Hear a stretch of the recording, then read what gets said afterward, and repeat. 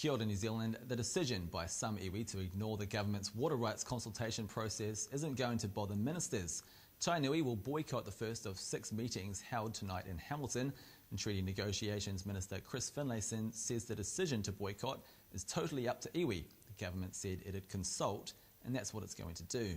If they don't want to turn up, I guess it's over to them. I've got no obligation to be sort of like Francis Thompson's Hound of Heaven and go up and down the dales and the valleys of the Waikato hunting them down to consult with them.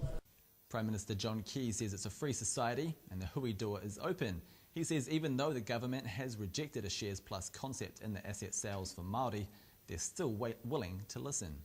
If someone can come up to us and say, look, you've missed this point or you should consider this point, we'll happily do that. But what is happening at the moment is people are conflating the general water rights and interests with the consultation on Shares Plus. They're quite different. Anger over the video mocking the Prophet Muhammad has stepped up a notch. As protests spread across the globe, the head of Hezbollah has told a crowd of around 100,000 people in Lebanon that the world needs to know Muslims will not be silent in the face of such an insult. He's calling for fresh protests, saying the US must be held accountable for creating tension between Muslims and Christians.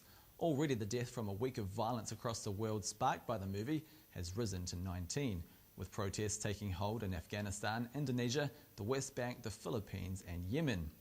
Meanwhile, Australian Muslim leaders have joined together to condemn the violent protests in Sydney over the weekend and appeal for calm. It comes as a 7th person is charged. The 18-year-old handed himself into police last night after a video emerged of him smashing the windscreen of a police car. And back here in New Zealand, there's praise for retailers who are cracking down on the sale of butane following a number of deaths of young people from huffing the gas.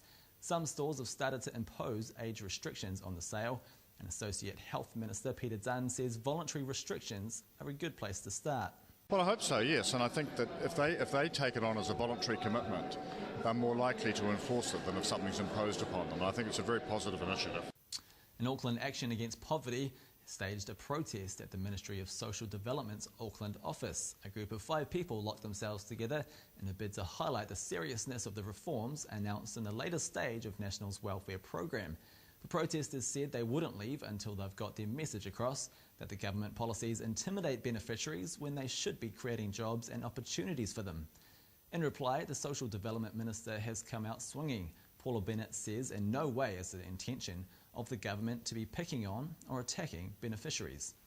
And I think actually to ignore them and leave them there for long periods of time, I think that's picking on them. I think how does the kind of feeling sorry for and throwing a bit more money, I say let's get behind them and back them and believe in them. And the first cardboard tubes for Christchurch's temporary cardboard cathedral have been delivered. A shipment of 180 of the 6-metre tubes have arrived at the builder's warehouse, and cathedral spokesman Reverend Craig Dixon says it's exciting to see the cardboard tubes. Concrete for the cathedral's foundations have been scheduled to be poured next week. And preparations are underway to fill the sky with fireworks in recognition of our Olympic stars. Valerie Adams will receive her gold medal in a ceremony at Auckland's Queen's Wharf tomorrow night. The event will be followed by massive fireworks displays in Auckland and Wellington. Ka nui ngā kareri mātua mai e te whare kōrero o Rima, Maori ora.